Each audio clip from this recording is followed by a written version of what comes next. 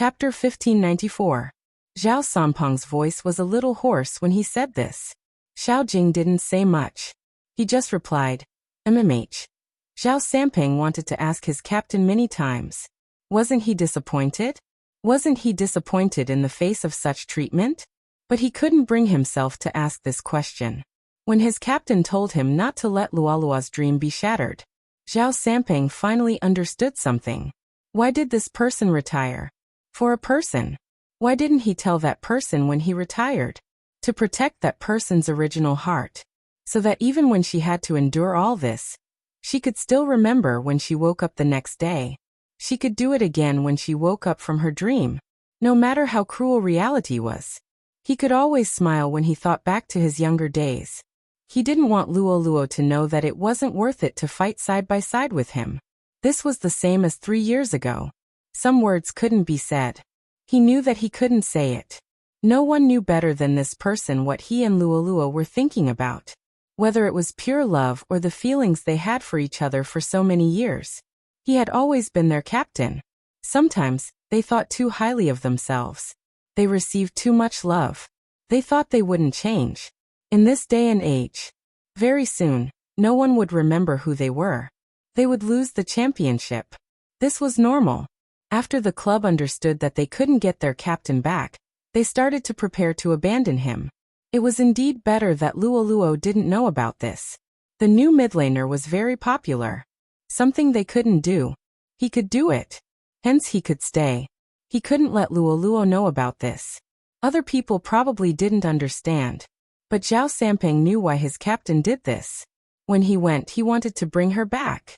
He really wanted to be together. Now he probably wanted her to stay there. Then he accompanied her. That's right.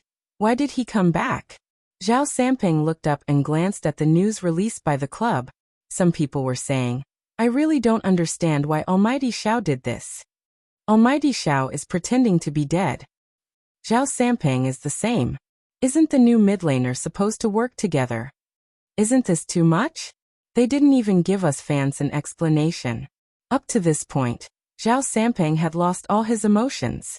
He locked himself up and couldn't help but ask, Captain, do you regret playing esports?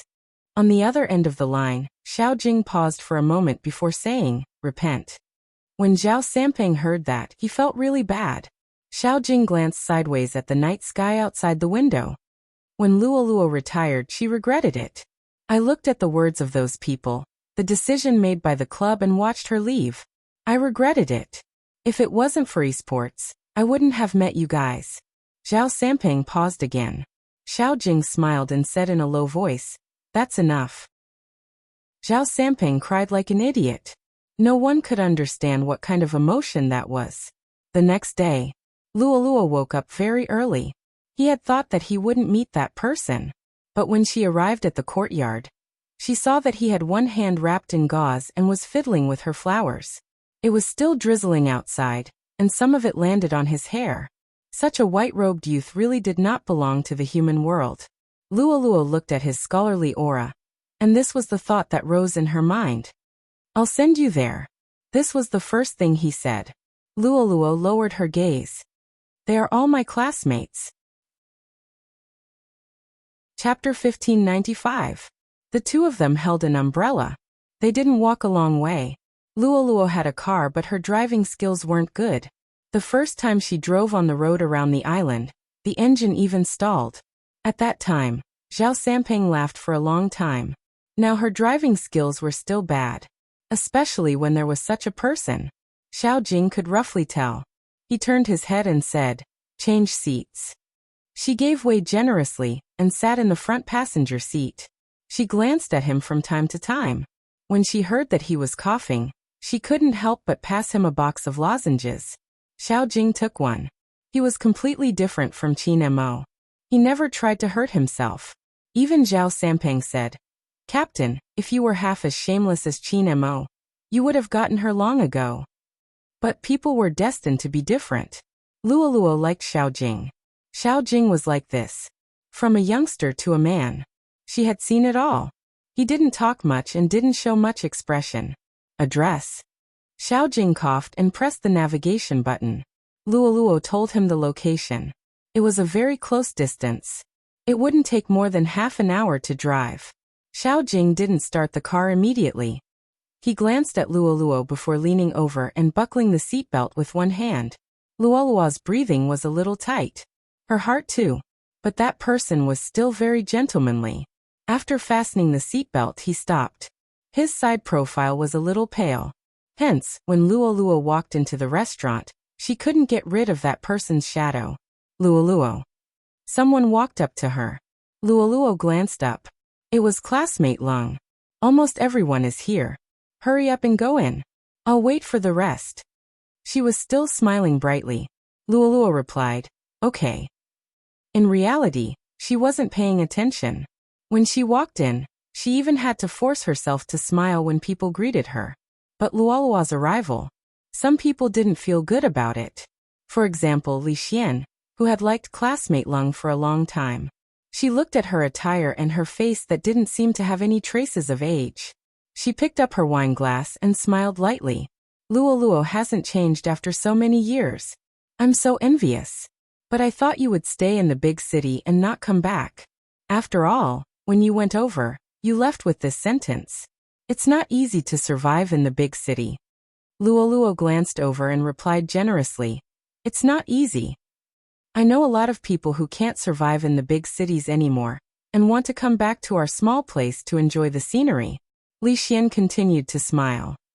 After all, the information in a small place isn't good. The internet was a strange place. It will toughen you up more than real life. Therefore, the moment he opened his mouth, Luoluo seemed to understand what she wanted to say. She placed the wine glass there, and shook it gently.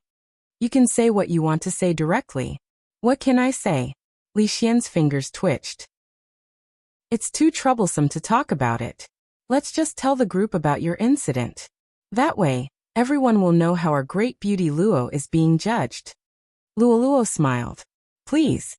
Li Xian didn't believe that she didn't care. Because of today's gathering, she had done a lot of research on Luoluo. She wanted everyone to know what was going on with her. Why did he come back to them?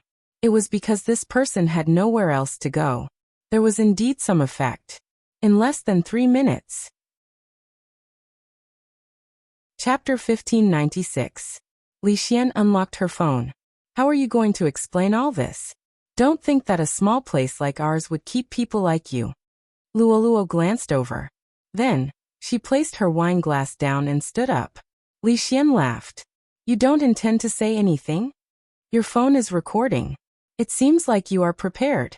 Luoluo placed one hand on the table and pressed her body down. Can you tell me what I said? Li Xian didn't expect her to realize that she was recording. Luoluo's voice was calm. I was fooled once in the past. It won't happen again. Li Xian smirked. It seems like you have nothing to say. Luoluo glanced up. Humans are usually like this. At the start, they want to say a lot, but then they realize that the person asking you is very interesting.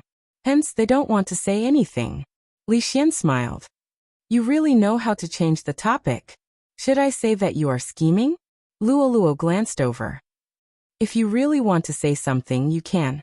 I still want to compete and be with those people. The only thing that can defeat me is that they took away my longing for this. I know too well who is behind this and why I'm standing here. I don't even want to touch the mouse anymore. It's because I hate what I used to love. Well said, Li Xian said nonchalantly.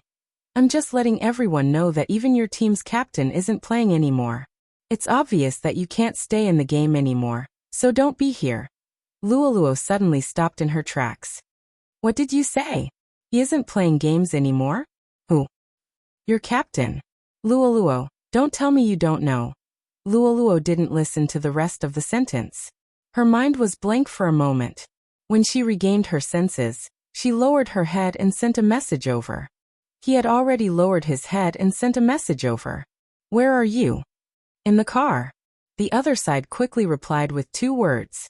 Luoluo took a deep breath. She wanted to ask something but she couldn't. After switching to another page, she called Zhao Sampeng directly. When Zhao Sampeng picked up the phone, he was still happy. Hey Luoluo, you. He retired? Luoluo's words interrupted him. Her eyes reddened uncontrollably. Did he retire? Zhao Sampeng cursed in his heart. Luoluo, listen to me. It's normal to retire, right? You retired too. Everyone has to retire sooner or later. Because of what? Luoluo's fingers sank into her palms. His condition hasn't deteriorated and his commercial value is still so high. No one will. Is it because of me? Did I implicate him? Zhao Sampeng gritted his teeth. No. F***ck fine, it's because of you, but you didn't drag him down. Chapter 1597. After hearing the last sentence, Luoluo couldn't take it anymore. Luoluo couldn't take it anymore. She hung up the phone and ran to the underground car park. She didn't even ask for Xiaojing's exact location. She was afraid that her voice would turn hoarse if she opened her mouth. He could still recognize his own car. But when she ran over, many things appeared in her mind. When she was very young, she carried her bag and walked out of this place. At that time, she didn't know what she would meet, what kind of people she would meet, and whether she would be able to turn the game into a competition. Later on, she was liked and disliked. She joined Xiangnan and won the championship. She thought that it was okay to be afraid of the dark. She just had to let herself shine. But if she couldn't shine, what should she do? Now she realized. He didn't want her here or there. There would always be a place she could go. He was her captain. He was also the person she never regretted liking. Over the years, what she had learned the most was to be on guard. Many people didn't understand, but he did. Hence, every time he would caress her head and not say anything. It didn't matter if she hated the person she once loved. It was because that person was still here. Xiaojing sat in the car. His throat was burning. He looked at his phone many times. He was thinking about whether he should go up. When he placed his eyes outside, he was analyzing his personality, rather than saying that he was confirming. Rather than saying that he was worried that he would see someone else in her eyes. The worship would be destroyed. He didn't want to live in her worship. He really regretted coming here. From worship to liking. It wasn't something that couldn't happen. Qin Mo was right to mock him. He deserved to be abandoned. Xiaojing leaned back. His gaze was far away. He was tired, but he couldn't fall asleep. He was thinking about which stage they were at. During the class reunion, they would definitely say that the two of them were the most compatible. Xiaojing clenched his fists. He had never felt such an emotion before. He simply couldn't stand a person. Regardless of whether that person was good or not. He was really compatible with her. He even felt jealous. Yes. It wasn't that hard to admit some things. He was so jealous that he almost went crazy. Xiaojing even wanted to go up now and take her away. It wasn't that she didn't have some kind of impulse, but she knew very well that after leaving that place, she would at least be at peace here. Zhao Sampeng asked him if he was disappointed. He hadn't thought about that. They just wanted to continue fighting together. It was no different from before. The person who supported them no longer supported them. As long as they were still together, they could start over. However, sometimes, seeing things too clearly would make one feel powerless. He no longer touched the game. Unless one day they can all come back.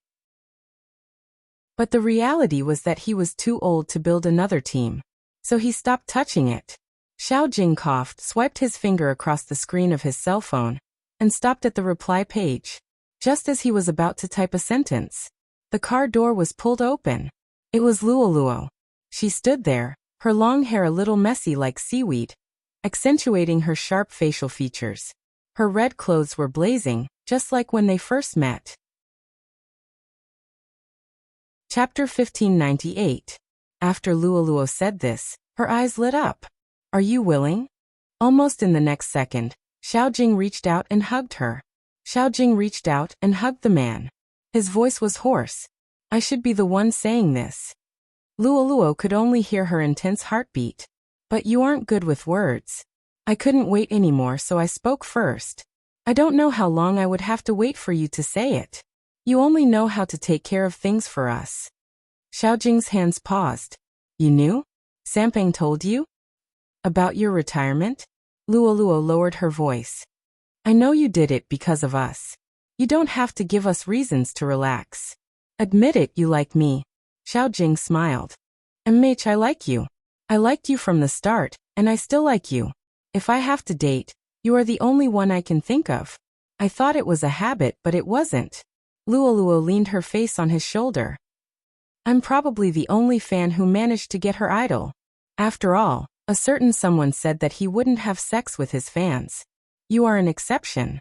Xiaojing didn't speak much, but the gentleness in his voice was obvious. There was nothing more beautiful than these 3 words. To an extremely principled person. How lucky she was to be an exception. Luoluo understood his meaning. If he really said anything, he wouldn't be the expressionless captain she knew. But Luoluo's face paused when it touched his chin.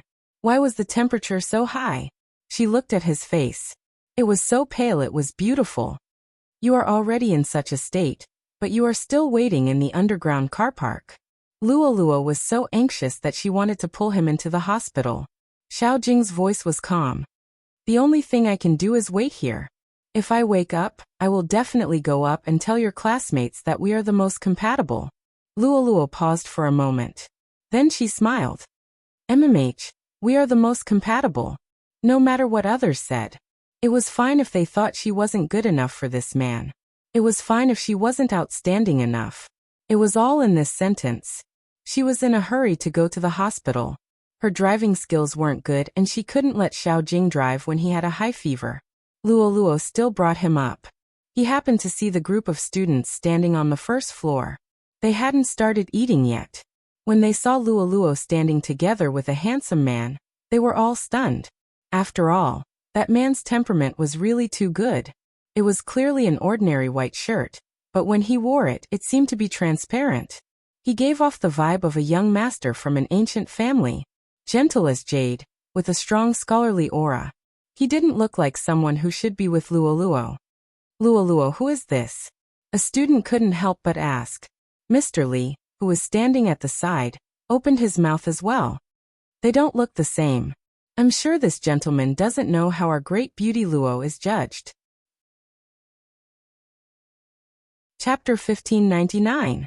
Get married soon? The people present weren't the only ones shocked.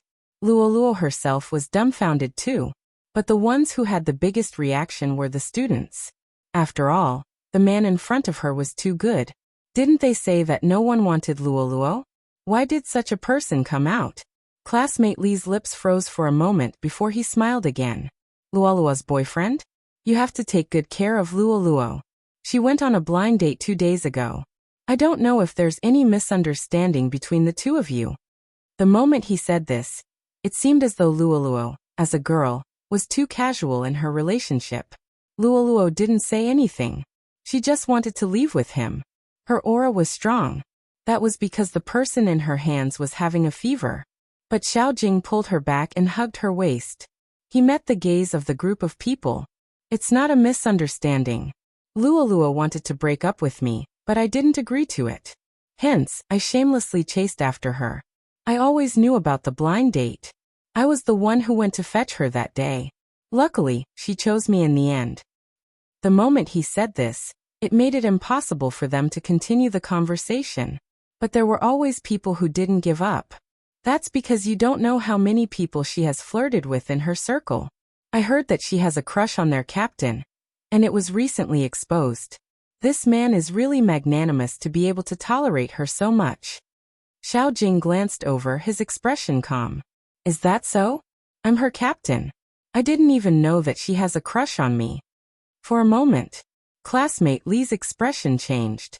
After all, she had never thought about it. To see him in person.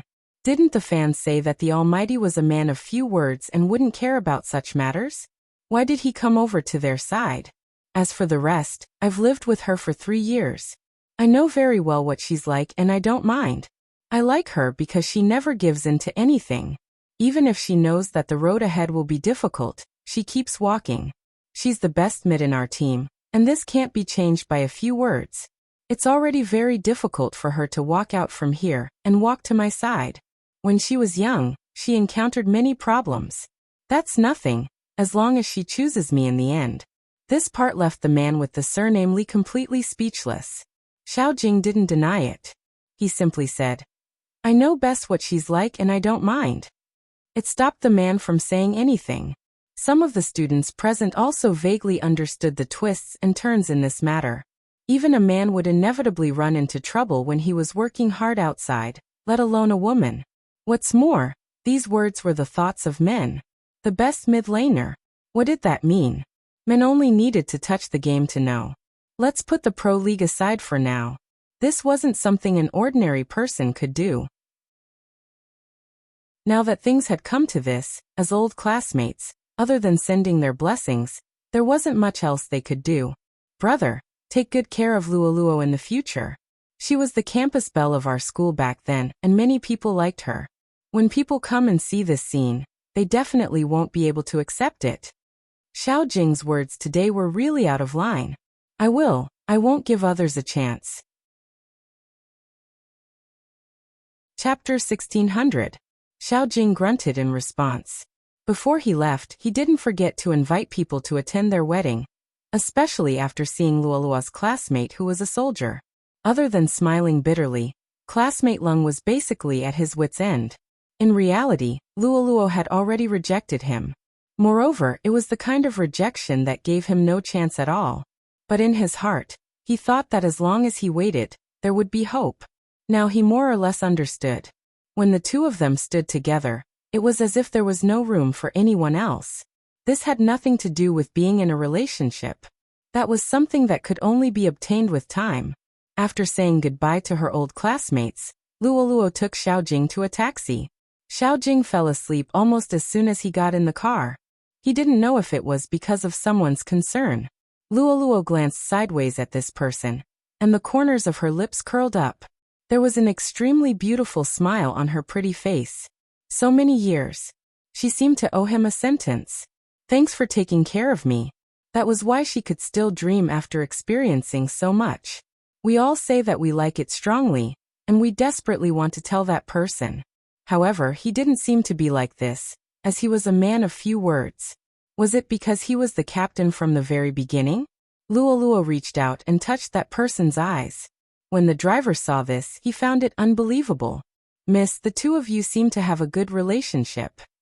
MMH, Luoluo replied. The sweetness was gone, but she still wanted to reach the hospital as soon as possible. Fortunately, she did not drive away from the underground parking lot. Her driving skills were not good, and he was like this.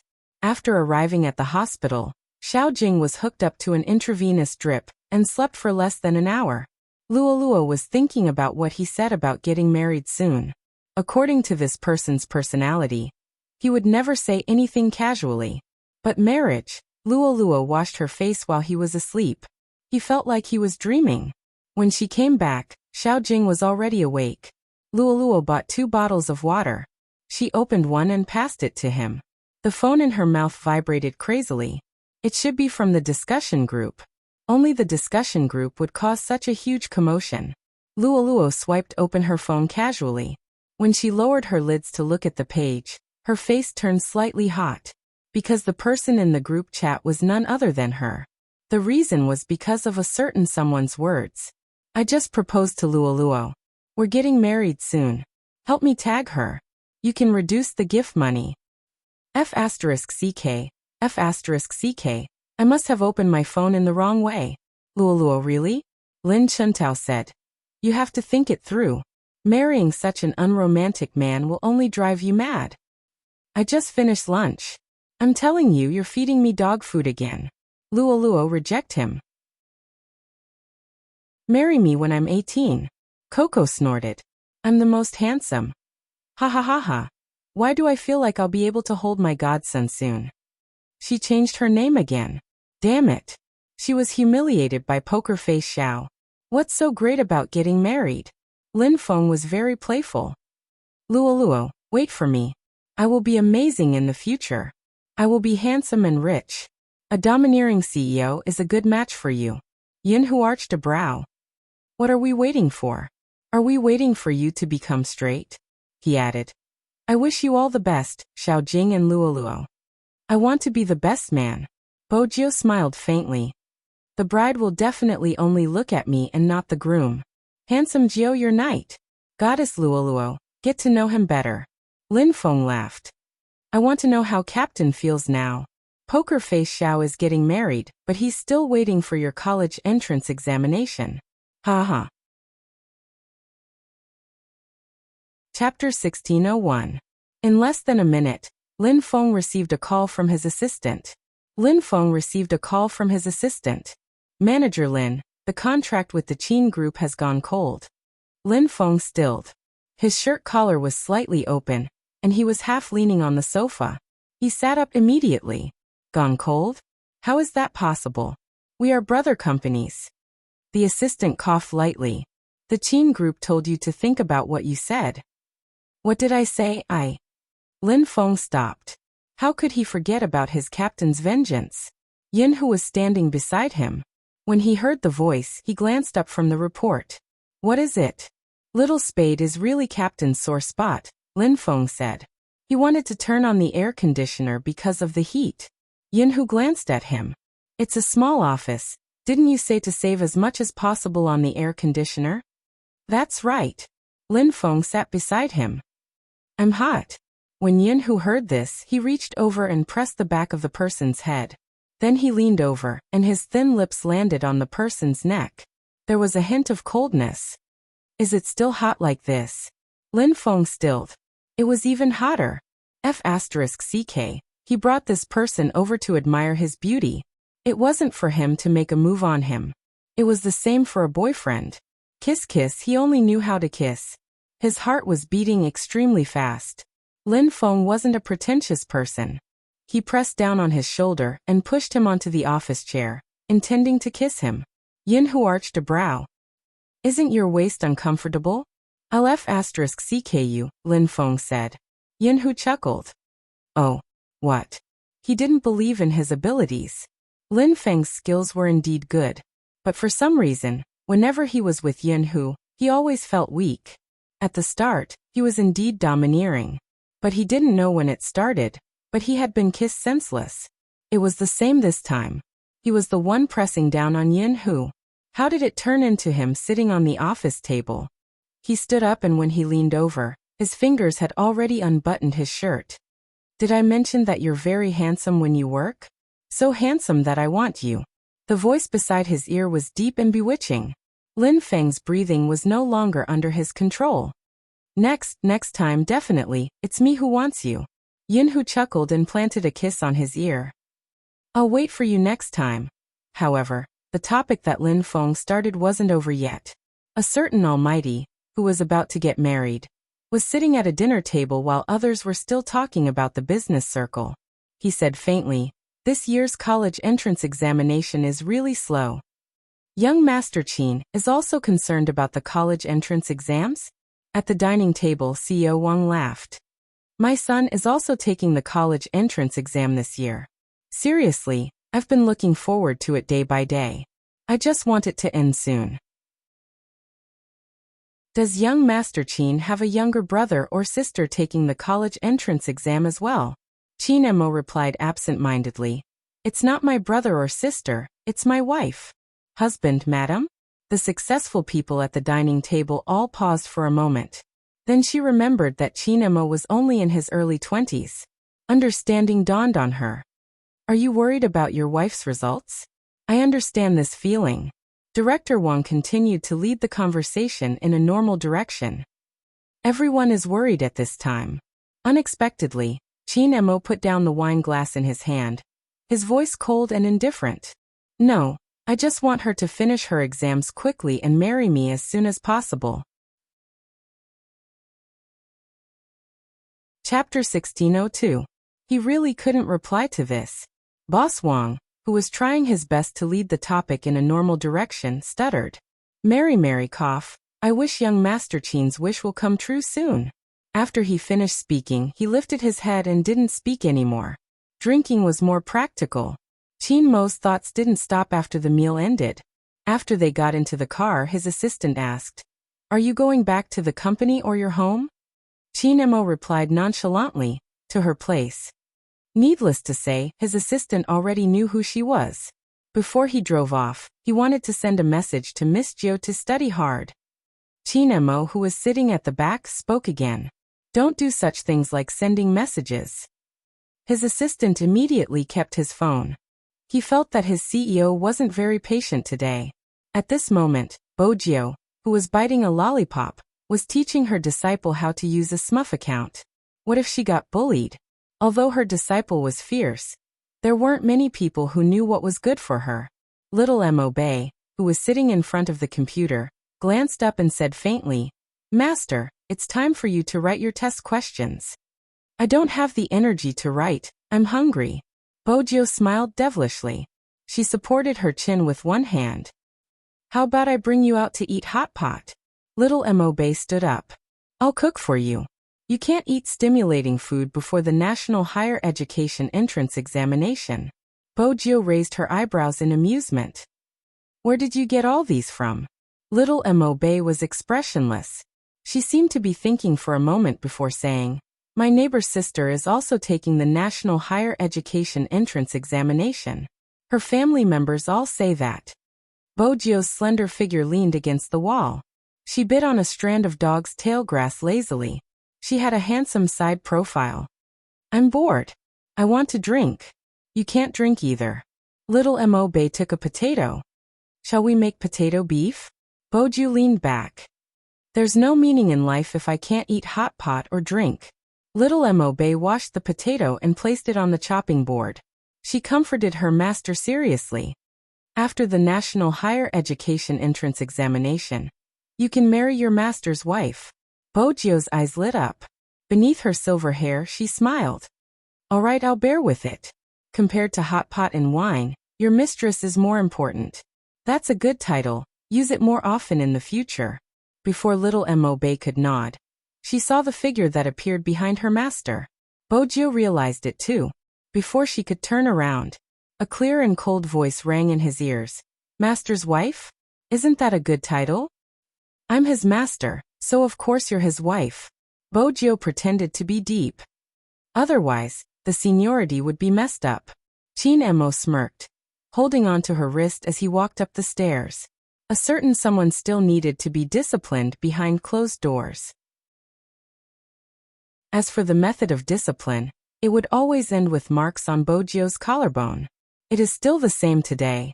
Bojio raised her head, the curve of her jaw carrying a fragile beauty, but also as handsome as a youngster. She lowered her voice. Her breathing was a little messy, but he could still vaguely hear her saying softer. Chapter 1603. Bojio felt that the Almighty was being too reserved. He didn't need to wait for the exam to be over. But on second thought, marrying after the exam wasn't a bad idea.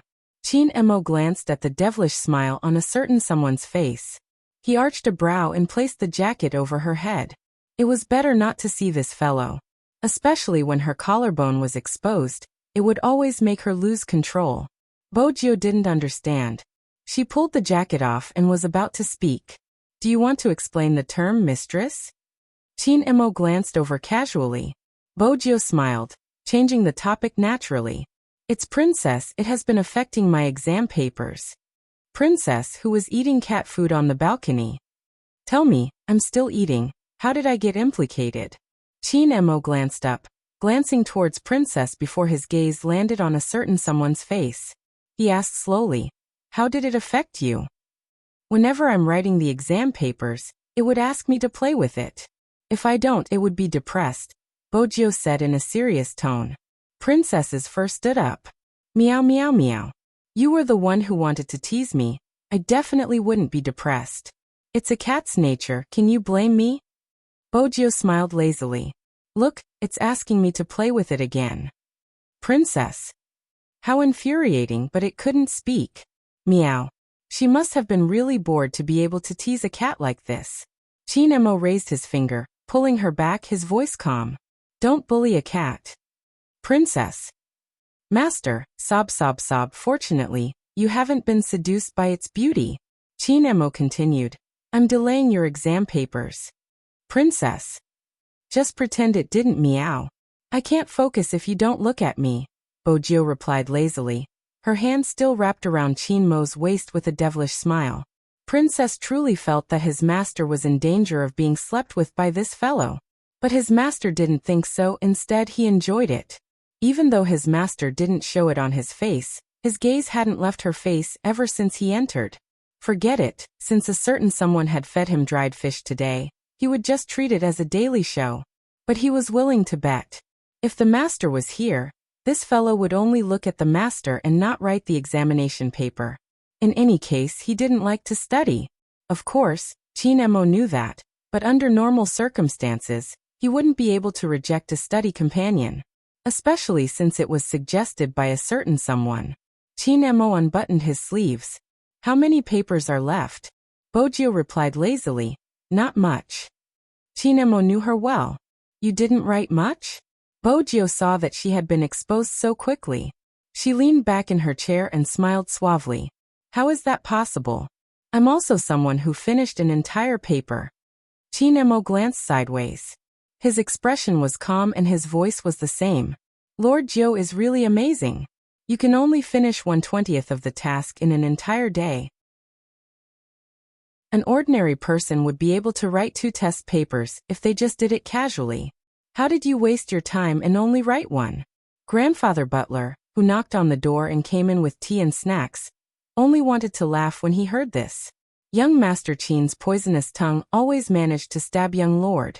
However, perhaps ordinary people didn't understand, but it was really good to have someone to manage the young master like this. Chapter 1604. In order to prove that she was doing something proper, she whipped out her phone and swiped a few times, a devilish smile on her face. I'm choosing a partner's suit and gown. Since my goddess is getting married, I have to look dashing. Chin Emo glanced at her, his voice faint. Why are you dressed so handsomely for Luolua's wedding? We have to let Poker Face Xiao maintain a sense of danger at all times. Bojio stuffed one hand into her pocket. Chin Emo smirked. Why? Are you planning to kidnap the bride? Bojio held her chin and tilted her head to kiss him. She smiled. Brother Emo, Luoluo is a girl. In other words, you don't have to be jealous at all. The corners of Chin Mo's lips lifted, and he replied nonchalantly, the people calling you hubby on the internet are all girls. They don't mind that you are a girl, and they still want to marry you. What do you think about this? Bojio knew he was referring to the time when someone had confessed to her. Her face was cold and serious. I have a family, external seduction won't work on me. Chin Emo knew that her words couldn't be trusted, but a hint of a smile still flashed across his eyes. Remember what you said. It's the same even if you go to university. You have a family, so you should stay away from your seniors. Bojio wasn't very interested in other people. But for some reason, perhaps because she was about to graduate, she received a lot of love letters. The last time, Chin Emo had seen it by accident. Only then did he realize that it was wrong to say that girls were not a threat. A certain someone's face really attracted flowers and butterflies. Not only did he have to guard against the men, but he also had to guard against the girls. He really wanted to hide a certain someone so that no one could see him. Bojio wasn't aware of his thoughts since the Almighty's expression had always been cold and indifferent. The only thing she was thinking about now was that if her father was still here, she would definitely tell her father that she was going to marry the little Princess Chin that she had been yearning for day and night. She was no longer alone. Downstairs, Grandpa Butler's hand that was flipping through the calendar paused for a moment. Then he looked down at the pocket watch in his palm. The day was almost here. The day the master left.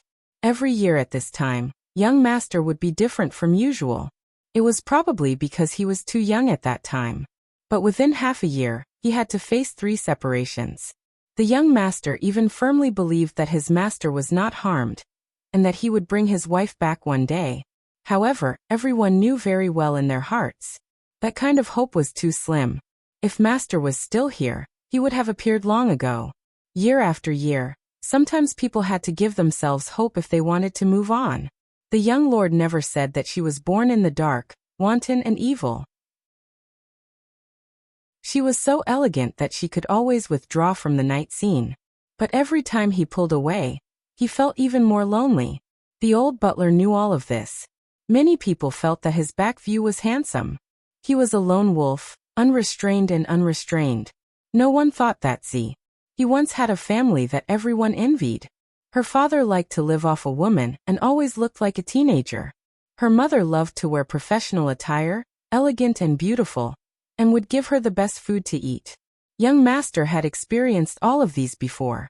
A year after Master left, he had seen young Master wake up at night. His little figure was curled up on the sofa in the living room, as if he was waiting for someone. He had been waiting for so many years. Chapter 1605. As a qualified housekeeper, Grandfather Butler would definitely tell Chin Emo about this. He even mentioned something else. Young Lord went back to look for you and left a letter in your mailbox.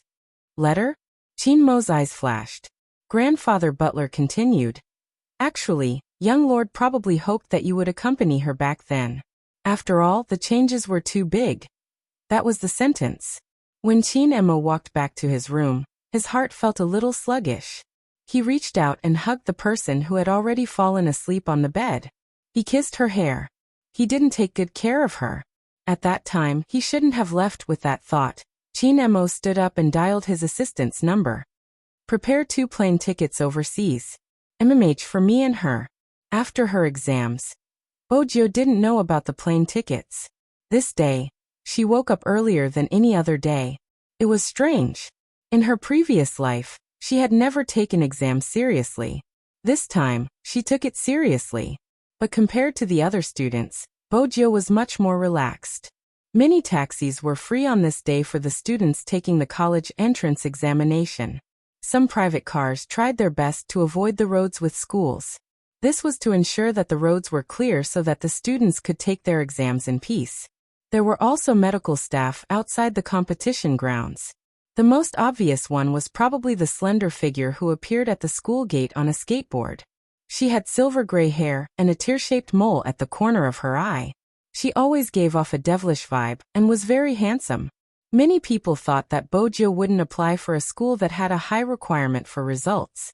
After all, even if she didn't take the exams, she would still have a good future. But they didn't know that this exam was the key to marrying little Princess Chin. Hence, even when she opened the exam paper, Bojio's side profile was more serious than before. She didn't wear her school uniform today. She wore a pure black t-shirt with earrings. She looked like a vampire prince. Her skin was very white. When her gaze landed, the rustling sound of her pen on the exam paper could be heard. Her handwriting wasn't ugly. It looked like Chin Mo's handwriting. This wasn't strange. After all, when she was young, Chin Mo held her hand and taught her every stroke. Hence the handwriting was 70 to 80% similar. Most of the provinces had 2 days for the college entrance exam. For every student, these 2 days were the final struggle. Sleeping early and waking up early had never happened to her before. But for the past 2 days, he had been living a normal life. When the bell for the last round rang, almost every student leaned back in their chair and sighed in relief. Then came the excitement, the uncontrollable excitement, but also a little disappointment in his heart. Bojio didn't feel disappointed at all. Finally, he could marry little Princess Chin above board. Basically, he was thinking about how to take advantage of her. Bojio walked casually with her skateboard. Just as she was deep in thought, she glanced up and saw the person waiting for her. She couldn't help smiling. There was a hint of devilishness as she reached out to hug the Almighty's waist. He reached out and held her wrist. Seeing that she didn't take advantage of him, a hint of a smile flashed across his eyes. The 3 Dharma seals were still faint. Time is tight. Let's hug in the car. Chapter 1606. Chin Mo glanced at her. Other than hugging, what else can you do? Behave yourself. Bojio didn't know what to do with the little princess. Fine, behave yourself. But she hadn't expected a chauffeur. Also, the direction wasn't right. Are we going to the airport? Bojio would memorize the entire city map no matter which city she went to. This was a talent she had been nurtured by Mr. Bo since young. Besides, she had been in Jiang City for so long. Of course, she was familiar with the basic route. MH. Chin Mo replied calmly. We're going on a business trip. You're considered my luggage. When he said this, Bojio was reminded of her childhood. When he had come back, She had wanted him to treat her as his luggage. She had wanted to hide in the luggage. That was really childish. Business trips were good too. She didn't have to wait for the results. Once the results were out, she would pass the admission requirements. She would ask grandfather Butler to prepare for the wedding. Bojo was indeed treated as his luggage. That was because Chinemo had only brought one luggage. When they were changing the boarding pass, Bojo sat on it. Chinemo held onto the luggage handle with one hand. "You're going to be checked in too? The flight attendants will reject me since I'm so handsome. It's safer to leave me outside." Bojo was still wearing a mask because the movie had been online for a long time. It was easy to meet people who would recognize her. Chinemo held onto her hand. "It's not safe to leave you anywhere. Bojo." She wasn't a ticking time bomb. "The person walking in front must be a multi-level marketer," Bojo said lazily. "I can hack into his phone network and—" Chinemo reached out and lifted her chin. Through the mask he kissed her lips. "Hacking into his phone network is illegal in China. Kiss me a few more times and I'll consider stopping," Bojo said devilishly. Chinemo pinched her face. "When grandfather Butler hears this, he will feel that he has failed to teach you. I'm also tempted by his beauty." Bojo smiled faintly. Chinemo looked at her face, his eyes deepening. Then he pulled her into the corner. Further ahead was the smoking area, which happened to be a blind spot. He reached out to remove a certain someone's mask. When he lowered his eyes, even the strength of his arm around her waist had changed. The tip of his tongue came into contact with a slightly cool touch, and a numb feeling rose from his tailbone in an instant. Then his mind went blank. Bojo thought about it. Back then, if they had only sent him over and used the honey trap to the end, she would have surrendered long ago. It was not good to only look at one's face. Yes, it was indeed not good. But kissing seemed to be able to fascinate people. "I want to be closer to you." That way, he would be able to avoid thinking about some dark things. She had said long ago that when one didn't know what warmth was, they probably wouldn't crave it so much. However, after knowing this, even if he was in the dark, he still wanted to be illuminated by the light. Every year at this time, she would feel that everywhere was empty, so she would stay in the nightclub for several days in a row, surrounded by a group of people. Lively places seem to have this kind of magic. At the very least, it could occupy some of your thoughts and prevent you from thinking about certain things. There should be no more nightmares this year. After kissing, there were sweets to eat.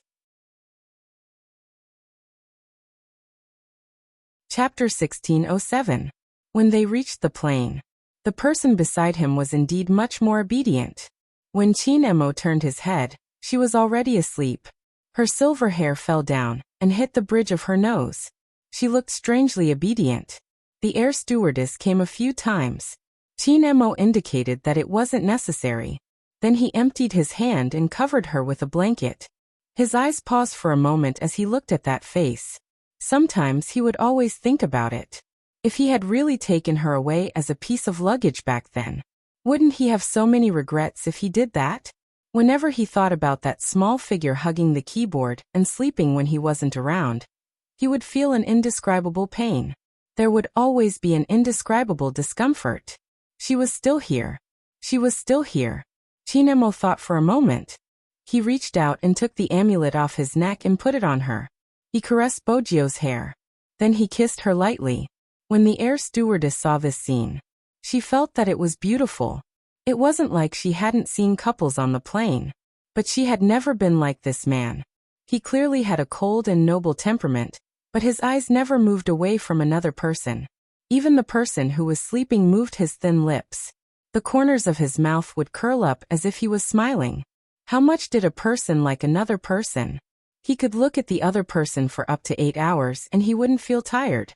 Even when he saw the other person's actions, he would want to laugh. Moreover, she had never seen someone with such patience. Little Bojo, drink some water. He fed her personally.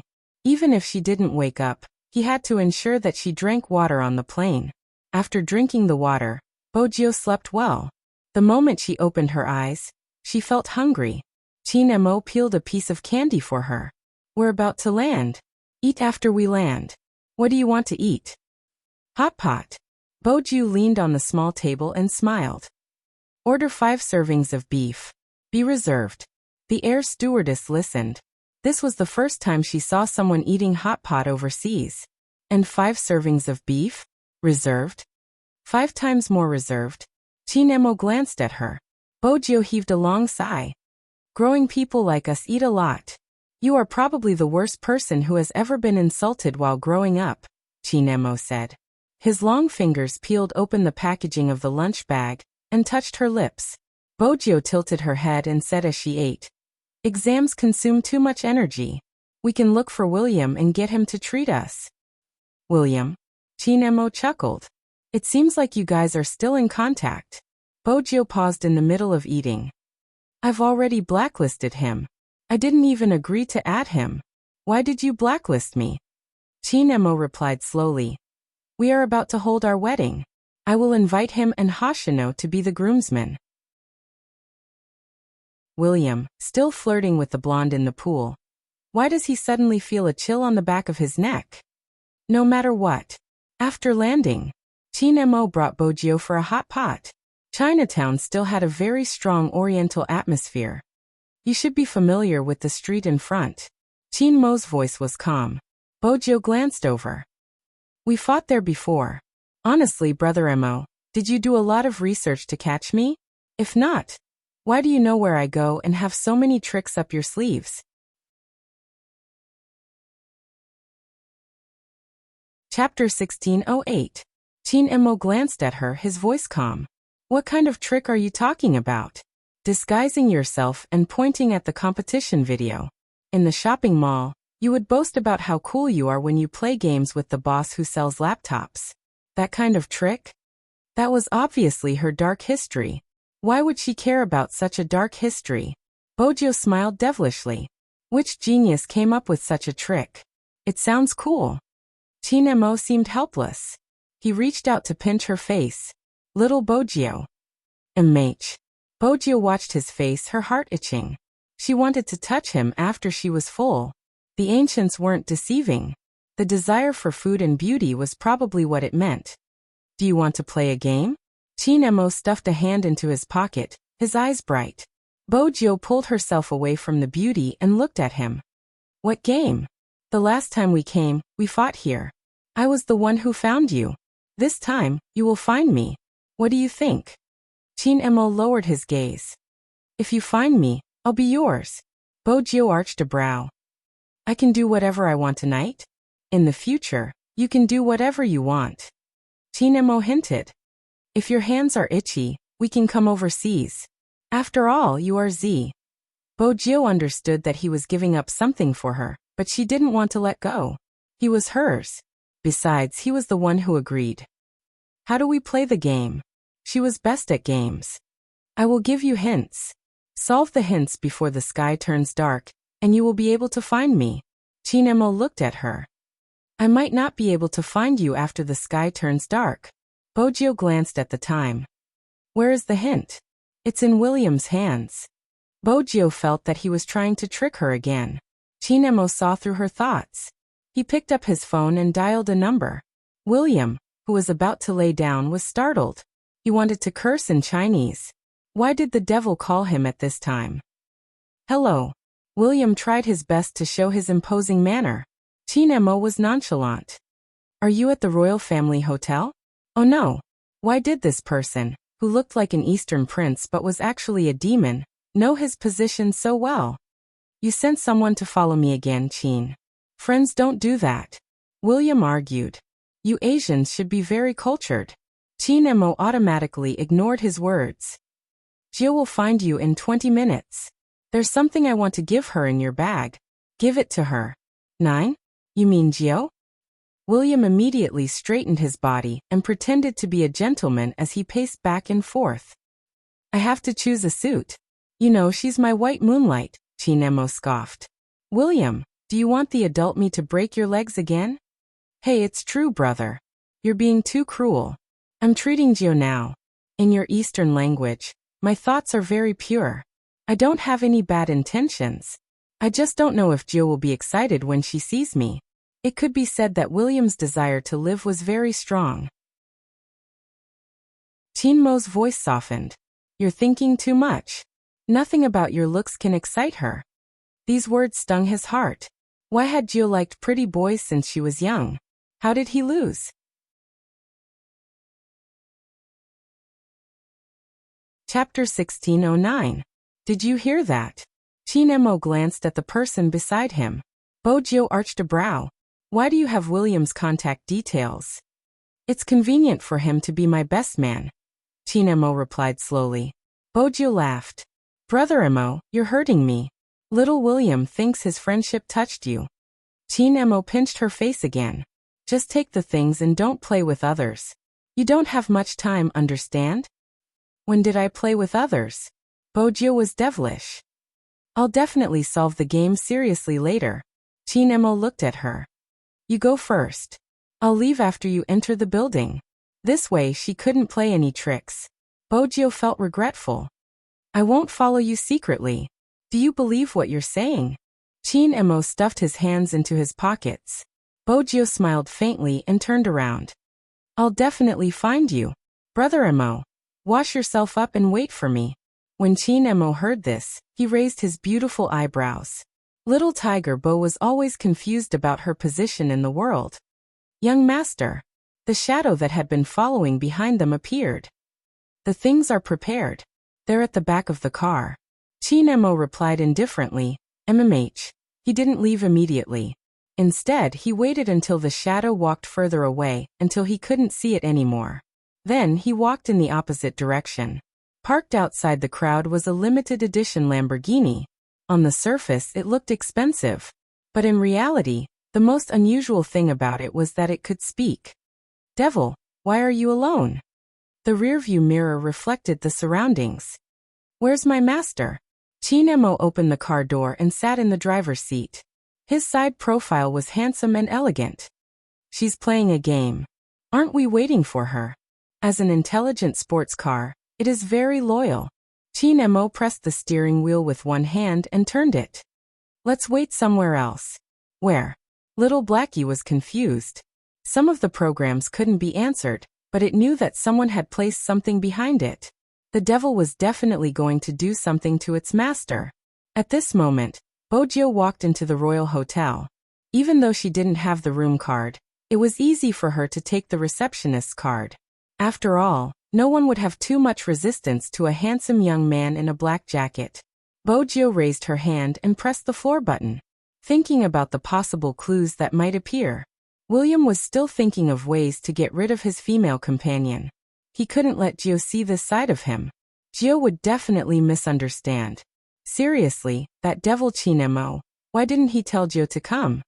Baby, listen to me, William said to his female companion, who was hugging his arm and refusing to let go. I really can't do it today. Let's do it another day. The female companion didn't want to leave. After all, this was William. How do I know if you'll ask someone else out on another day? Ike. William wanted to say something. There was a swoosh. The door swung open. A tall and slender figure walked towards the swimming pool. The youth's hair was grayish-silver, and there was a hint of evil in his handsomeness. The black jacket on that person gave off a dark and mysterious aura.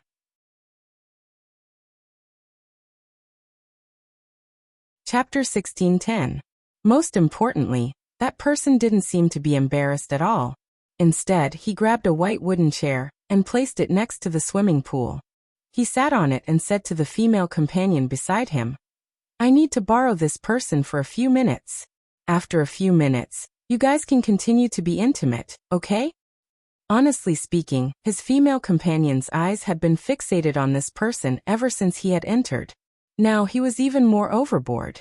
He actually looked like he was in full bloom. This first. Before William could finish his sentence, Gio interrupted him. When you were young, I really couldn't tell that you had such a good taste. When you were young? Gio. William's back trembled. Gio supported her chin lazily.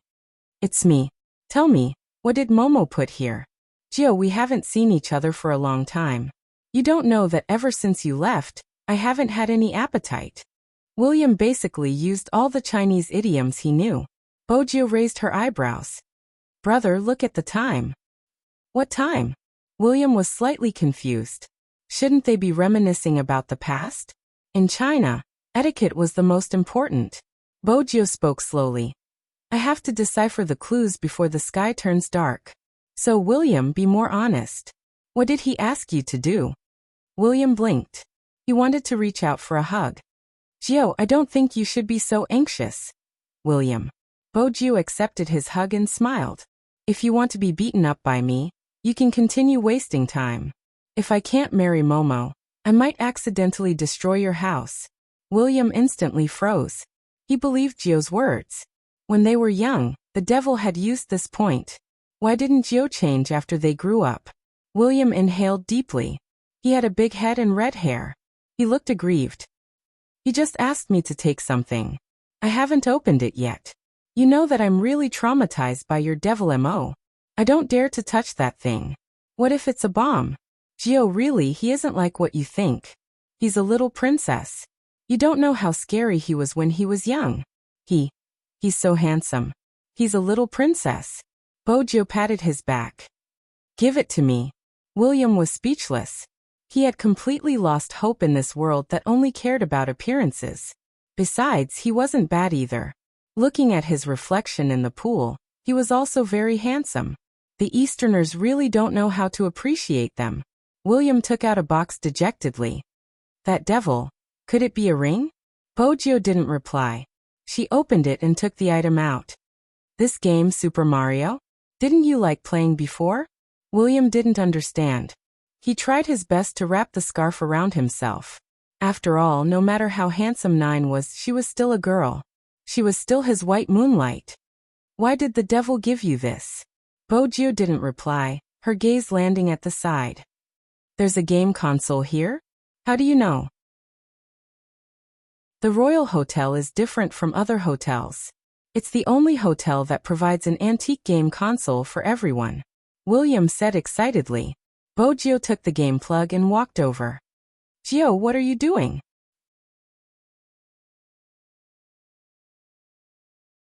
Chapter 16:11. Anyone who had played Super Mario when they were young would know. There were 8 levels in the game, and each level had 4 small levels. But players could find the sky-climbing vines to choose levels. For example, the second level of the first level could be skipped directly to the first level of the fourth level. In the second level of the fourth level, there were hidden gold coins and sky-climbing vines that could be skipped directly to the 8th level. If it was someone else, it would definitely take a long time to clear the 8 levels. Some people couldn't even clear the levels when they grew up. But to Bojo, she was very familiar with this game, and had even studied the programming code. She knew where the hidden compartment was. She sat on the carpet, holding the game controller, and controlling the character in the game. At that time, the game wasn't as cool and vivid as it was now. It was just a little person with something on top of her head, jumping over all the obstacles and moving forward. But even so, William was already dazzled by the scene. After all, he had played Super Mario when he was young. Why hadn't he realized that it was possible to skip levels? And Gio's operation was too nice. However, William wasn't too surprised by this. After all, Gio was good at playing games when she was young. Very quickly, Bojo reached the 8th level. The scene entered. Suddenly it was blank. Then a photo appeared. It was when she was young. She was wearing a tiger costume and seemed to be waiting for water to feed her. Bojo didn't have any impression of this picture. Then, the scene returned to the game. It was just that this game had been reprogrammed. Bojo controlled the character. Every time she took a step forward and hit an obstacle, a corresponding sentence would appear. I like you. I liked you when I was young. I liked you when I grew up. Little Bojo, Madam Chin.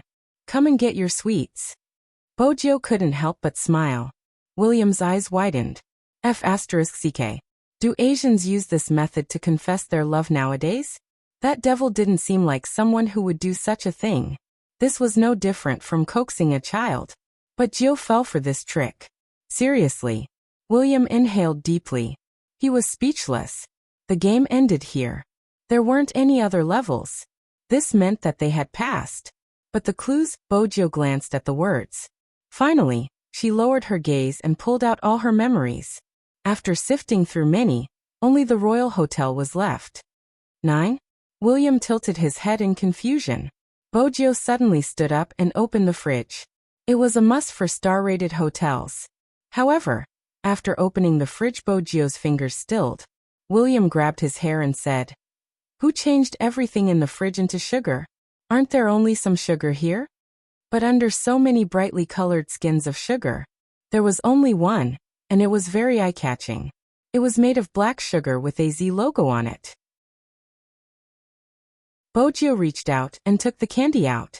Then she realized it was a small message device. This kind of thing, ordinary people really could not get their hands on. But she often used it. Bojio took it, pushed her fingers upwards and turned on the switch. Then a noble and deep voice, with a magnetic texture, slowly came out from inside.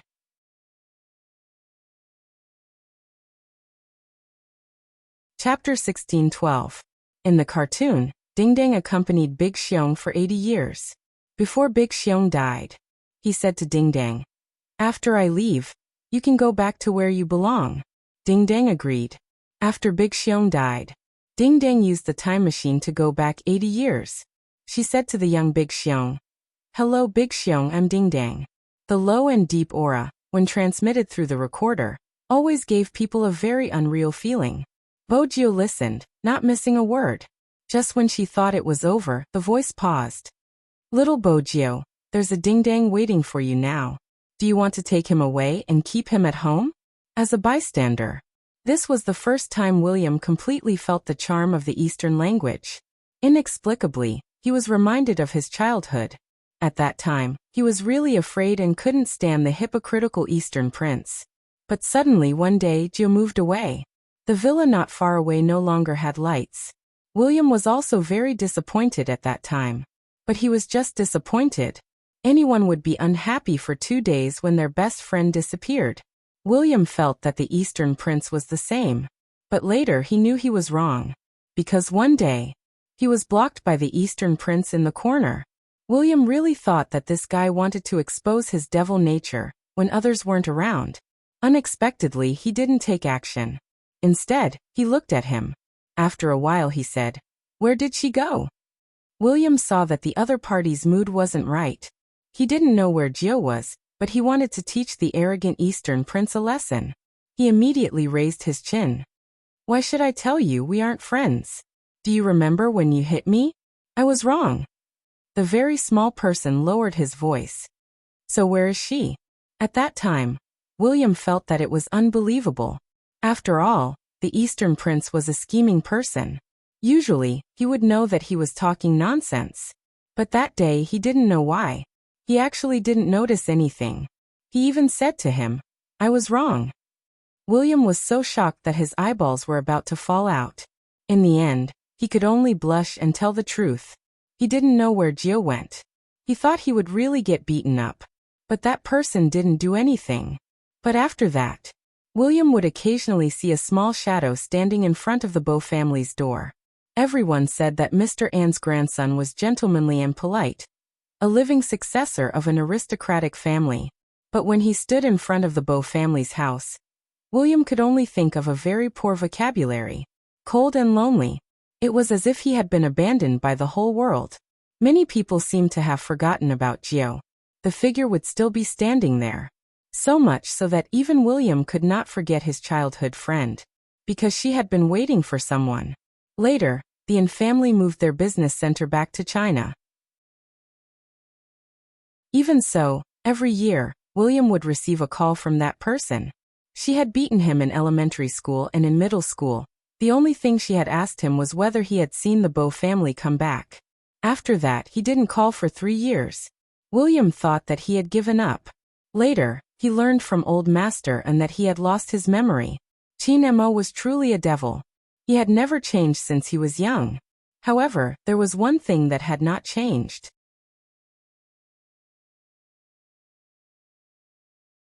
Chapter 16:13. To her, liking Chin Mo was like a child who didn't have any candy. At first, she just wanted a piece of candy so that she could continue to taste sweetness in her life. She wanted to know what it felt like to like. She wasn't greedy. From that day onwards, when she hugged her little keyboard to sleep. She had learned not to be greedy. In the past, she had been too greedy. But now she had nothing. But he had given her a bag of candy. It seemed as though it would exist as long as she stretched her hand out. She wouldn't have to worry about it disappearing one day. Boju lowered her lids, her silver hair covering her eyes. William couldn't see her expression. Was it too difficult for Gio to solve? Why did that devil recite a clip from a movie about Doraemon? What was he thinking? Even if Gio loved to watch cartoons when she was young, she should have been straightforward. Why did he have to find clues? But what exactly was the clue? William was interested in the game. He touched his chin and studied it. Boju stood up and looked down at him. Car keys. Immersing. William was still in a daze. Boju slung her black jacket over her shoulders and reached out. Your car keys, I'm going to look for someone. William's eyes widened. You know where he is? Boju replied lazily, Immersing. William tightened the towel around him. He leaped over and dug out the car keys, tossing them to her even though he was a man and didn't need to be embarrassed. But he had only worn a pair of black underwear for his female companion. Gio's way of entering had been too domineering. He hadn't even had the time to wear his clothes. He had been wrapped in a towel until now. He was curious. How did you know where he is? Didn't the devil just recite a clip from a movie? No, there are many other clues. You are one of the clues. Boju took the car keys and prepared to leave. William followed behind. I'm one of the clues? Immersing Super Mario Doraemon. Boju glanced back, a devilish aura emanating from her. It's all related to when I was young. He was telling me that life is like the first time we met. He did it. He has been waiting for me at that place, waiting for me to return. William was stunned. That place. Could it be? Before he could voice out his conjecture, the slender figure had already disappeared around the corner. The receptionist in front of the Royal Hotel was talking to the guest, asking him if he needed to park his car. A red light flashed before his eyes. The wig on top of his head was blown away by the wind. Which customer was driving so fast? This was speeding. Boju didn't look behind. She didn't have the time. It was going to be dark soon. There was still a long way to go. Therefore, she had to be fast. Thus, on this day, in the long silent Fifth Avenue, once again the siren sounded. This was because a red convertible was not only driving very fast, but even when it encountered a roadblock, it didn't even stop and directly drove past it. When the local officers on duty saw this scene, they got into their cars, shifted gears, and chased after them. It had been a long time since he had seen such a scene. He dared to continue accelerating under the hot pursuit of the police. He had no intention of turning back. She even did a beautiful flick of her tail. She shook off the 3 cars chasing her. Her movements were handsome and arrogant, the smooth arc of the car shuttling between the cars. Her flamboyance was impeccable. The radio station did the corresponding broadcast. Chapter 16:14. Who is he? A young man who wasn't sure asked. Then she heard someone say, Z, it must be him. He's too cool. Z. The young man widened his eyes. It's really Z? The legendary Z. Other than him, there's no one else who can drive like that, and the police can't do anything to him at this time. It wasn't hard to hear the excitement in his voice. It seemed like the MC was a fan of Z too. It wasn't just the MC. When the name Z was mentioned, Mo-chen's eyes lit up. Even the people watching the screen had all sorts of reactions. Z was actually back. Did that mean that the Matrix was going to rise again? No one noticed. Just as this video was being broadcasted, not far away, a man in a suit, who gave off a lazy and elegant aura, held a cigarette between his fingers as his lips curled up into a smile. Uncle, why are you smiling? Nothing. That person retracted his gaze. He seemed to be distracted and shallow. Compared to some people's revelry, William was really in pain. His phone had been ringing nonstop since a while ago. Every message was related to his car. Violation, violation, and violation. William's eyes widened, and he grabbed his hair. Gio, what on earth did you drive my car to? At this moment, Boju had already disappeared from everyone's sight. In the past, she had been a low-profile black. Now she was an arrogant red. But no matter which color she was, the appearance of this person meant that the Fifth Avenue would become different again. Some people didn't welcome Z's return, especially the hidden power and money transactions. Didn't they say that the hacker alliance had collapsed? Why did this person appear again? A certain gang boss in the Fifth Avenue, who was usually their nemesis for the nightclub territory, didn't fight for the goods. Instead, he made an unprecedented phone call. It was because Z had appeared again. The two bosses temporarily put aside their grudges. They were seriously thinking about how to guard against Z. However, no one knew that they wouldn't just have to guard against Z. The hardest to deal with would be the person beside Z. More importantly, Bojio didn't have time to deal with these people. Now she only wanted to see her little princess Chin and tell him that she hadn't changed. The sports car skimmed over the bridge, its body flashing. With another turn, it drove directly into the villa area. It was already dark. Bojio lifted her lids and looked into the distance. Because many years had passed, looking at this place now, he felt that it was somewhat different from before. But when she got closer, she realized that the small courtyard surrounded by white logs, the lawn, and the two-story attic gave Bojio an illusion. It was as if the moment he turned around, he would be able to see the person he once knew. The moonlight gradually shone down. Bojio walked forward until she reached the innermost villa. A Chinese character was carved on the wooden sign on the fence. The word "thin" was clearly visible. A familiar slender figure was standing by the fence, with one hand in his pocket, and the other holding a piece of paper. That piece of paper should have just been taken out of the mailbox, and he could still see the traces on it. Bojio paused and glanced over.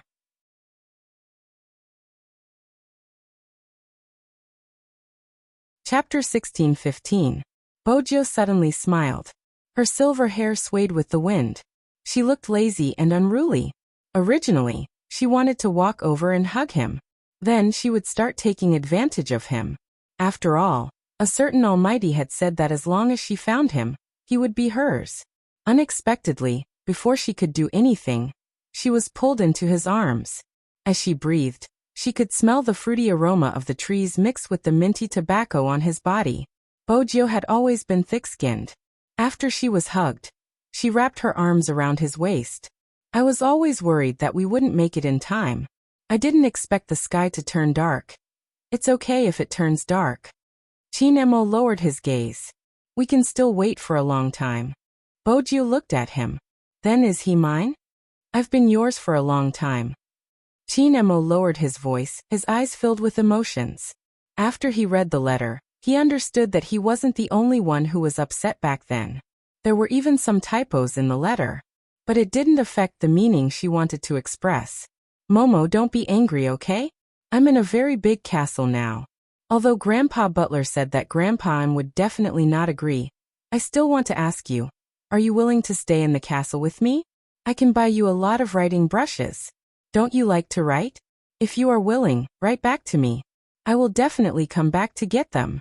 Chinemo looked at Momo and said, Momo, I miss you so much. There is no one here to buy me candy to eat, and no one to help me roll up my sleeves. I have already wet a few pieces of my clothes when I was washing my face. I know that you are angry that I went out with William, but I didn't go out to play. Because I was worried that something would happen to my father and mother, I went to pray. Chinemo didn't know how she felt when she came back to get the letter. But the moment he closed his eyes, he seemed to see her wearing little tiger pajamas. She was washing her face with great effort. Her sleeves were always wet, but she was alone because no one was helping her. He remembered that his grandfather had asked him in the past, was he really going to treat little Tiger Bo so well? At that time, he had thought that since he had decided to raise the child, he had to raise her well. Moreover, a certain someone was extremely stupid. If he didn't raise her well, who would? But he didn't do it. The words on the letter were all crooked. Even his tone was very childish. At that time, was there no one else besides Grandfather Butler by her side? He had told himself that he would take good care of her. But he had failed to do so. Chinemo tightened his grip, his breath landing beside her ear. His voice was magnetic. Little Bojio, let's get married. Marriage? Bojio's eyes sparkled. Now, didn't they say that he wasn't of legal age? Chin Emo pushed her hair aside with his fingers. We'll get married overseas first. Can I get married twice? Bojio smiled lightly. All right. Chin Emo lowered his lids and planted a kiss on her hair. An old granny lived in the villa next door. When she came in, she saw this scene. She had chatted with the tall young man and asked him why he was standing here and not going in. He said he was waiting for his wife. She asked why they didn't go somewhere to wait. The young man said that his wife would not be able to see him. He wanted that person to be able to see him as soon as he arrived.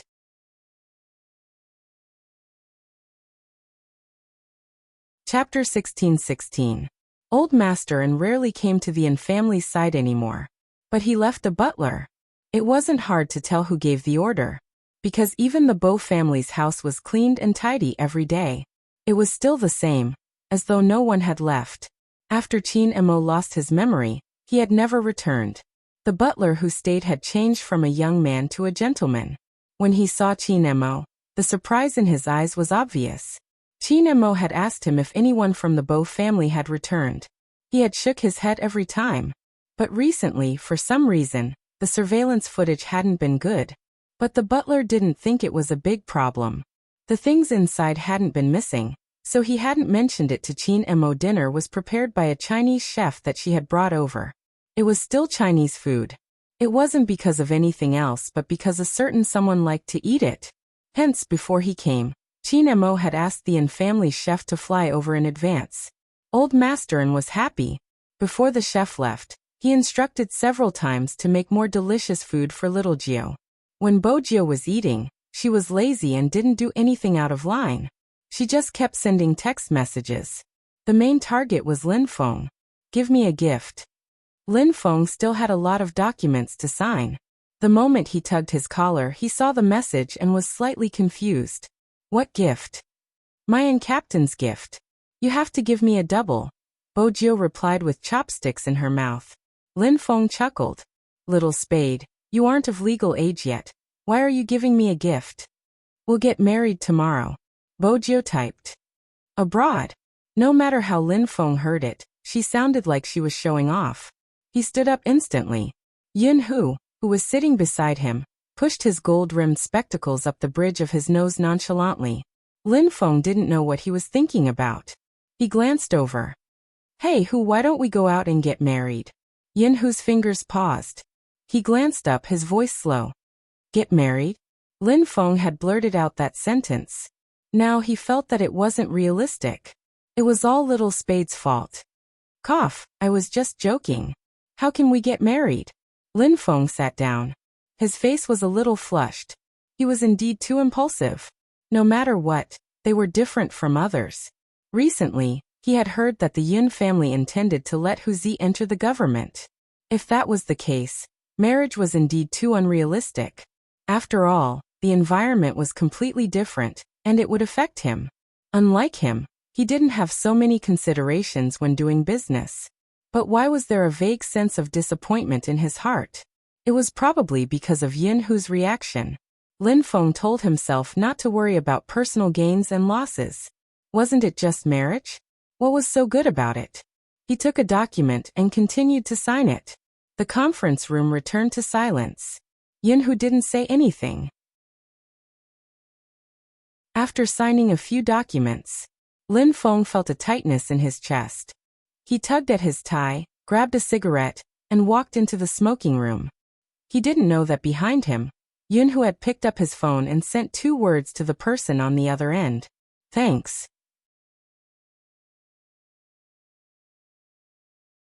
Chapter 16:17. Our flight is the day after tomorrow.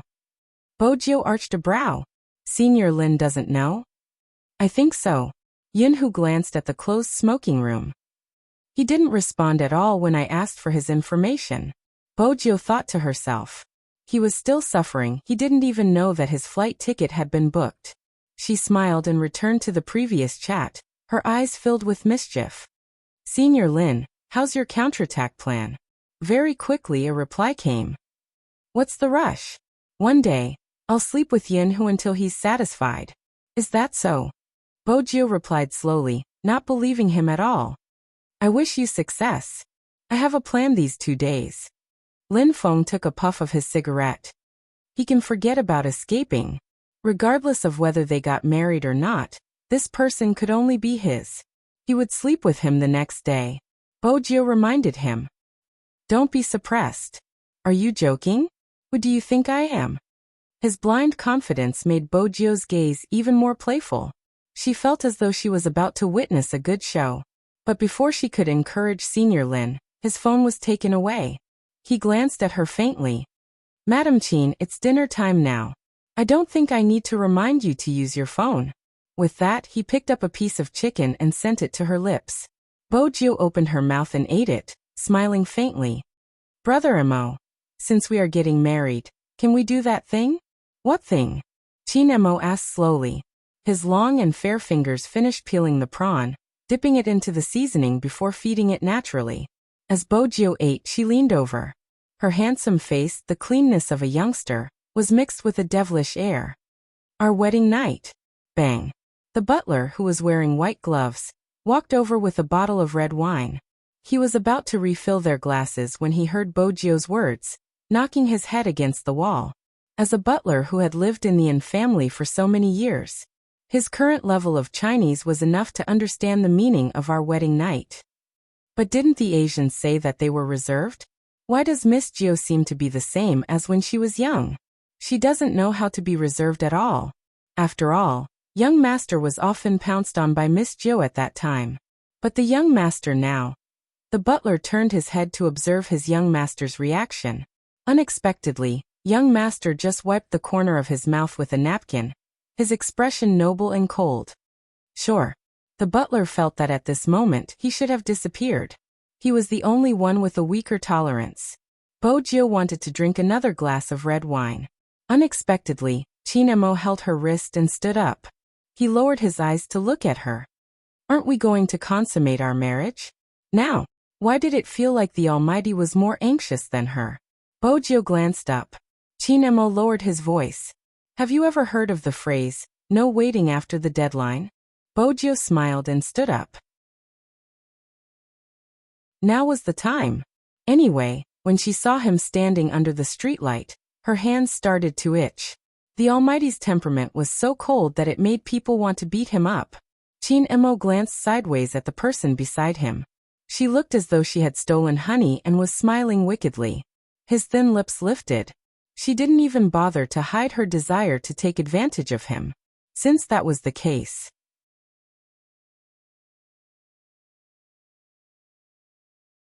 Chapter 16-18. Bojio didn't know what Qin Mo was thinking. She only heard him ask, "Shall we bathe together?" The devilish smile on his face deepened. With a unique laziness he replied, "Sure." After all, the Almighty in the bathroom was a feast for the eyes. The Yin family's villa overseas had a huge bathtub and floor-to-ceiling windows on the other side. She could see the lights below. The bathtub was filled with fresh roses and white foam. Beside the bathtub was a bottle of red wine that had been chilled. "Do you still want to drink?" Qin Mo tilted his head. Bojio smiled faintly. She placed one hand on the side of the bathtub. "No, it's a waste of time." Qin Mo glanced at her but didn't move. With a swoosh, she pushed him into the bathtub. After his suit was soaked, he looked more handsome and abstinent than ever before. Even though he looked cold, there was a hint of sexiness that made people want to lay their hands on him.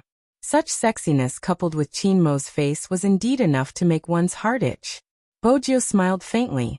She lowered her lids and kissed the water droplets on his face. Qin Mo arched a brow. He could feel her hands landing on the button of his shirt. He didn't stop her. Instead, he looked at her, his dark eyes a little heavy. Bojio noticed this. Her lips curved upwards as she kissed his neck. Then she moved upwards and kissed his ear. Qin Mo's fingers moved. His back straightened and his gaze deepened. Bojio felt that the Almighty, who was at her mercy, was too tempting. It was true that beauty could fool people. It was also true that a beauty coming out of the bath was especially tempting. Especially now. His suit was wet and his black hair fell down. He didn't look down at all. Instead, he made her want to bite his neck. Bojo did it. Kisses were always pleasing, especially when he cooperated.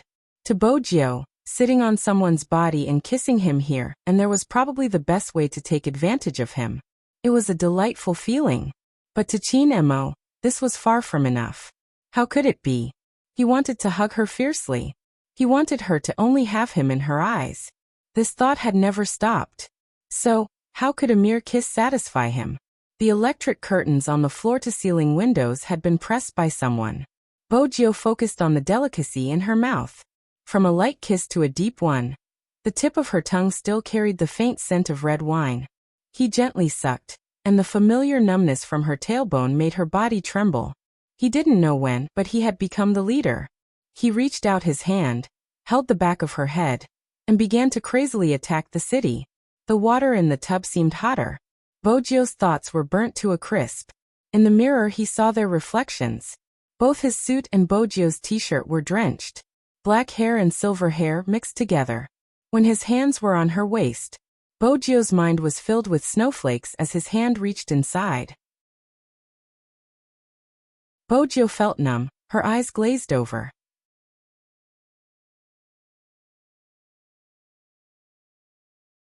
Chapter 16:19. Faintly, the sounds around her gradually disappeared. At the start, she could still hear the wind outside, but after that, she couldn't hear anything except each other's beating hearts. Unknowingly, the t-shirt on her body had been soaked in the water. It floated on the surface of the water like a blooming, enchanting flower, looking extremely beautiful. His hand pressed against hers, as if he was intentionally guiding her to place her fingertips on his trousers. Even the breath beside her ear was hot. Their positions didn't change. She was still on top. But this made Bojo more passive. The water in the bathtub swayed and ripples formed. When his breath seeped in, Bojo felt her entire body go numb. Her eyes were covered with a layer of mist. She bit down on her thin lips, and even the corners of her eyes were slightly red. The water droplets from the ripples landed on her porcelain white collarbone. This made Chinmo's body tense to the extreme. Even his eyes were dyed red. Chinmo wanted to take it slow, but in the end he couldn't help it. He held on to her waist and used a lot of strength. Bojo trembled. The numbness was like a storm, sweeping her entire body along with the water. It was hot everywhere. She wanted to move, but she couldn't use any strength in her arms and legs. It was so urgent and close. It made her whole body go numb. Bojo wanted to grab onto something, but his fingers interlocked and held it in his hands. Hugging the person she liked would probably cause her to sink. Little Bojo. His voice was deep as he called her name continuously. His strength increased, causing Bojo to sink deeper and deeper. She couldn't resist at all.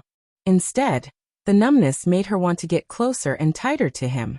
She could see the sweat on his forehead and the tense side of his face. Once his abstinence was broken, it was a charming handsomeness. She liked this kind of beauty because only she could see him like this. It was a taboo bewitchment. It was as though she had dyed the high and mighty god with a tinge of darkness. The temperature of the entire bathroom was rising. The fog was rising everywhere. The water in the bathtub surged out again and again, spilling out of the bathtub. The rose petals stuck to her body, accentuating the Z tattoo on her waist, making it look devilishly beautiful. Bojo could only follow his movements, falling into a trance. Finally, he stopped. Bojo's hands were weak, and she wanted to push him away. He whispered into her ear, "You're not the one who wants to be on top, huh?" "Not this way." Bojo's breathing was in a mess. Chinmo kissed her neck. "Which method is it?" "I'll lead." Bojo's eyes lit up. Chinmo took the opportunity when she was in a daze to press down on her waist. "You're too weak. It's not fun. But your current state makes me want to destroy you." Bojo bit down on her lips, as if that was the only way she could stop herself from making a sound. Bojo frowned, biting her lips even harder. He waved his finger over, and his voice was low and coaxing. "Call me by my name, and I'll let you go."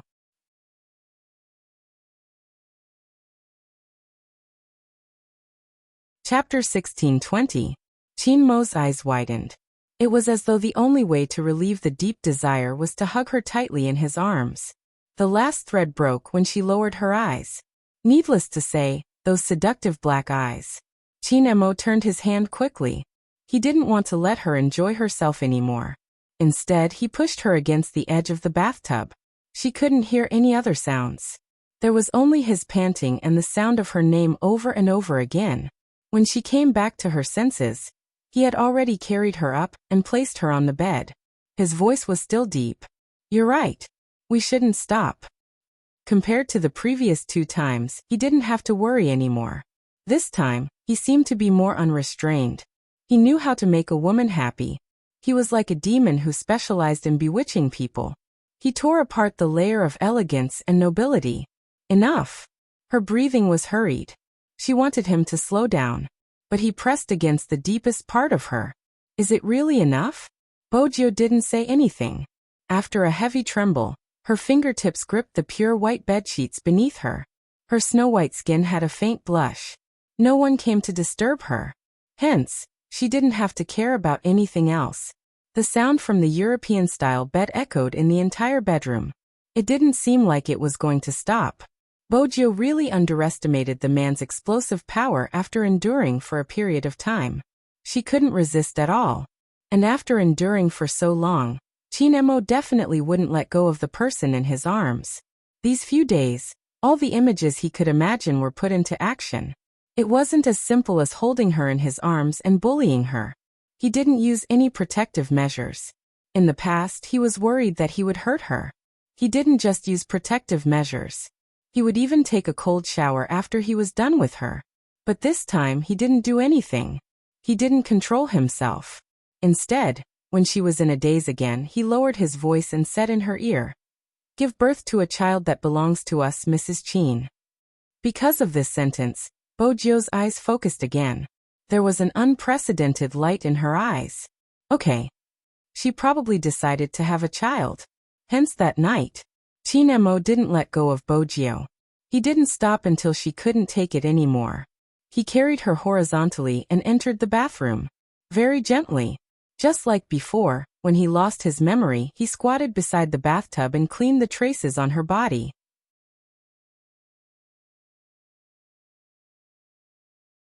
Chapter 16:21.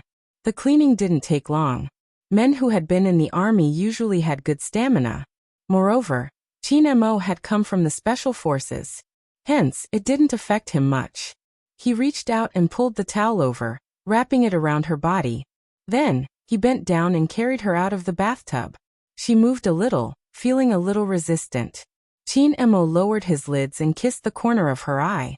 His voice was still hoarse, but there was a pampering tone that wasn't present in front of others. "Stop fooling around, I'll take you to bed." The person in his arms relaxed her body.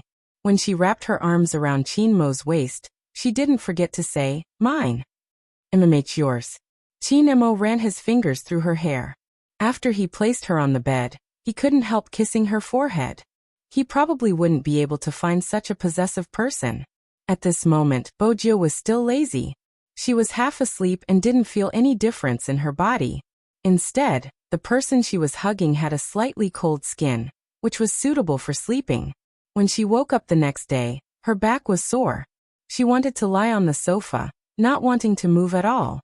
Why did she eat more than him when they were both eating the same food? Why was his stamina so much better than hers? Bojio's long legs were placed on the sofa. She supported her chin as she drank the milk. When she looked at Chin Mo, there was an obvious gloominess in her eyes. At the end of the day, she was lacking in stamina. If she really wanted to do anything to the Almighty, she would have to rely on some special methods. But this was her territory anyway. The Fifth Avenue was nearby. She would be able to get some things. After she recovered, she would go to the Black Brothers and ask for some special ones. She would use them all on the Almighty. When Bojio was halfway through her drink, her gaze landed on Chin Mo, who was helping her to blow the medicinal soup. Her gaze deepened. Chin Mo took a glance and knew what she was thinking. He used the spoon to touch her lips. "Don't do anything bad these 2 days, understand? Do I still have the energy to do bad things in this state?" Bojio took a sip. It was too bitter. She leaned over and touched his lips. "What's that taste?" Chin-mo arched a brow. It's bitter. Bo-ju leaned her head against his shoulder lazily. How long are we going to drink? Chin-mo lowered his lids to look at a certain someone who wanted to be naughty even after drinking medicine. After thinking for a moment, he drank the medicine, pinched her chin and kissed her. Bo-ju chuckled lightly. She savored the taste and smiled devilishly. Brother Mo, you're getting better. I realize you're getting more and more undisciplined. Chin-mo said as he wiped her thin lips with a napkin. Does your back still hurt? Bo-ju arched a brow. It hurts. That would probably make the Almighty feel guilty. Oh. Chin-mo stood up, adjusting his sleeves. I won't be carrying you to the wedding venue. Bo-ju. Chin-mo looked at her expression and suddenly laughed again. He lowered his lids. Is it really painful or fake? Forget about the pain. I just want to kiss you until your legs turn to jelly. Bo-ju narrowed her eyes. Chin-mo caressed her head. There is a difference between dreaming and dreaming. After saying that, he brought over another bowl of food. Bo-ju pursed her lips, feeling slightly depressed.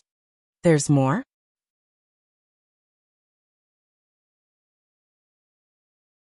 Chapter 16:22. Give birth? That was when Bo-ju remembered what she had promised him last night. She personally liked the little bean the most. It was just that she had never thought that one day, she would have a child. Now that the Almighty had mentioned it, her eyes lit up. Drinking this is good for giving birth. Bo-ju didn't like red dates, but she was very cooperative now. Chin-mo looked at her and arched a brow. You seem very happy? Of course. Bo-ju didn't hide it at all. She kissed the side of his face. I like babies. Brother Mo, you have to work hard. Chin-mo smirked. How hard? Are you sure? Bo-ju's waist hurt from his smirk. She nestled in his arms and drank the red date tea in one gulp. It was wisest not to speak now. Chin-mo lowered his head and glanced at the person in his arms. He could faintly hear her voice. You can't drink that wine, it's not good for the baby. She sounded as though she was already pregnant. But it seemed like she really liked it. Otherwise, it wouldn't be possible for her to be smiling. She was reading a lot of things and every single one of them was related to children. She even became nonchalant when he asked her questions. Chin-mo's eyes deepened. He took her phone and placed it at the side. Why hadn't he thought of it before? Just the appearance of little Mo Bay was enough to divert her attention. If there was another child, Chin-mo suddenly regretted it. His voice was calm and emotionless. There's no need to rush. We can talk about it 2 years later. We have to let nature take its course. Is that so? Bo-ju smiled mischievously. Anyway, it shouldn't be difficult if she wanted to. It seemed like she still had to find something from the Black brothers. After all, the person in front of her wasn't easy to sleep with. Yes. Chin-mo pinched her face. Don't think of any other tricks. Behave. Bo-ju arched a brow. I'm very obedient. I'm asking little Bay to attend our wedding. After all, her master has finally married her master's wife. Let her be the flower girl. Mistress. Chin-mo's voice deepened because of the title.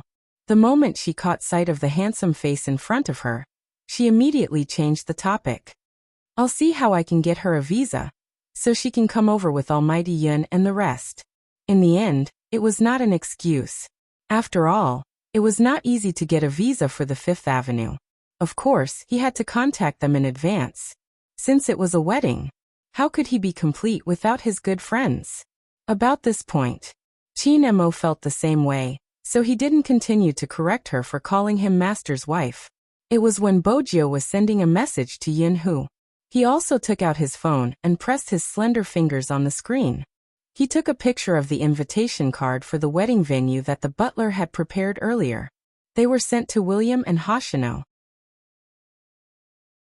When William received the message, he was still reminiscing about the times when he and Gio were young, but when he saw the invitation, he was strangely unhappy.